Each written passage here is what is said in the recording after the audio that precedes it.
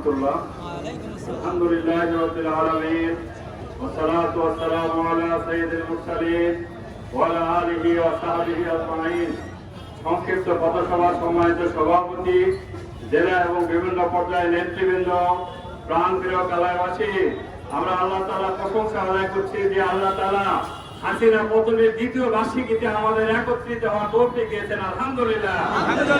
শেখ হাসিনার শাসন আমলে রাজনীতি করার, দল করার স্বাধীনতা ছিল না, ঠিক কিনা বলেন? ভোট দিতে মানুষ স্বাধীনভাবে পারেনি। ভোট দিতে গেলে কয় চাচা দেওয়া হয়েছে লাও, তোমার দেওয়া হয়েছে, চাচির দেওয়া হয়েছে লাও।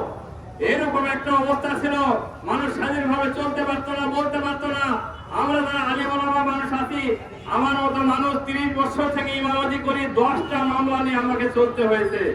4 বার জেল খেটেছি, 2 বার রিমান্ডে গেছি। হাসিনার নির্যাতনে আমার দোকান কালায় আছে, দোকানটাকে ভাঙা হয়েছে। আমার বাড়ির দরজা লাগতে লাগতে দরজাটা পর্যন্ত ভেঙে দেওয়া হয়েছে। আমি চুরির মামলা খেয়েছি, মোবাইল চুরির মামলা পর্যন্ত হাসিনার আমলে আমাকে দেওয়া হয়েছে। ভাই, আল্লাহ রাব্বুল আলামিন এই জন্যই তাদেরকে গজবের সাথে, লাঞ্ছনার সাথে বিদায় দিয়েছেন, ঠিক কিনা বলেন? আমরা আন্দোলন করে হাসিনার পতন ঘটাতে পারিনি, আল্লাহর গজবের লাঞ্ছনায় বিদায় হয়ে গেছে।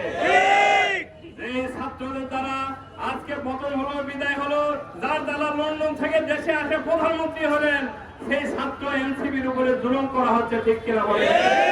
আজকে যার ওসিলায় সিন্নি খেলা, সেই মন ছিল না। আজকে ছাত্রদের উপর জুলুম করা হচ্ছে, কলেজ বিশ্ববিদ্যালয়ের ছাত্রদের উপর জুলুম করা হচ্ছে। আমরা বলতে চাই, আমরা ইসলামী দল করি, আমরা ধৈর্যশীল, কিন্তু দেওয়ালে পিঠ থেকে গেলে সামনে যেতে আমরা কোনো দ্বিধা করবো না, ঠিক আছে?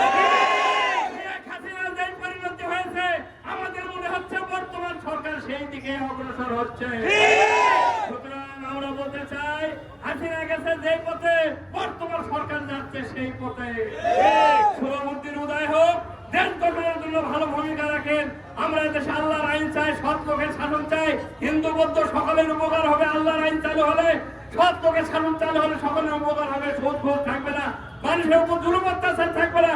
আমাদের সাথে সবাই সহযোগিতা করবেন। আল্লাহ হাফেজ। আসসালামু আলাইকুম ওয়া রাহমাতুল্লাহ।